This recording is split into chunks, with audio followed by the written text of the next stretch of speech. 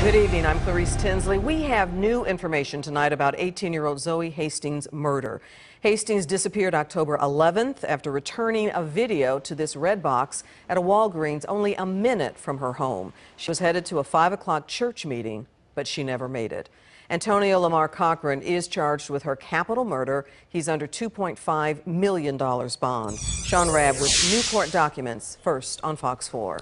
And Clarice, those court documents secured today also tell us why police immediately began looking at Zoe Hastings' social media life. We now know where the capital murder charge against Antonio Cochran comes from, and we know how long it was before she was taken to the wooded area where she would be found dead.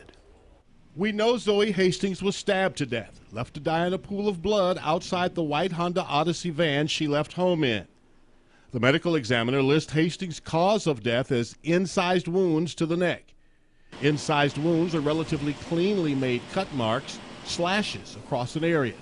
That explains why detectives took several pocket knives and other sharp instruments from the apartment where Antonio Cochran was staying with friends, hoping to find the murder weapon.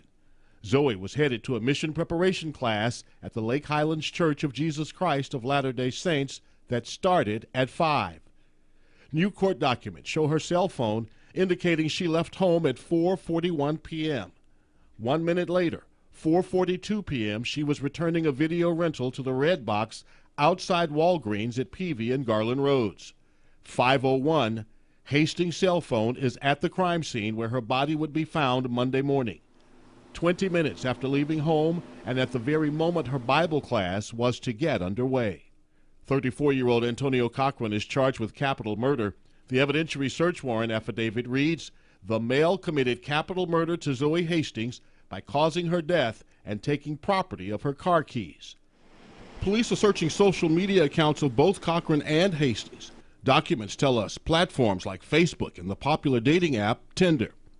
A close friend of Hastings confirmed she utilizes an active Tinder account and that detectives observed a Tinder notification on her cell phone. That cell phone found inside the white Honda Odyssey van Zoe Hastings left home in.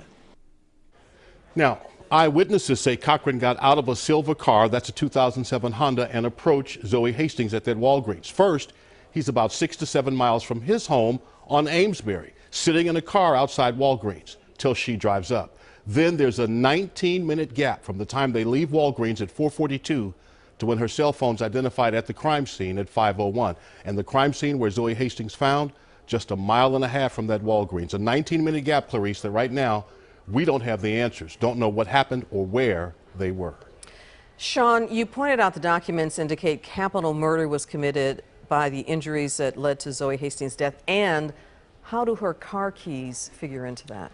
Right. So in a case like this, capital murder is committed when a murder takes place while another crime is being carried out. Through the court documents, detectives are saying the taking of her car keys is robbery, taking another person's property. Thus, robbery and murder, capital murder. Now, we'll never know for sure, but you have to assume Zoe Hastings knew at some point she was sitting next to danger and was likely trying to fight against her attacker to save her life.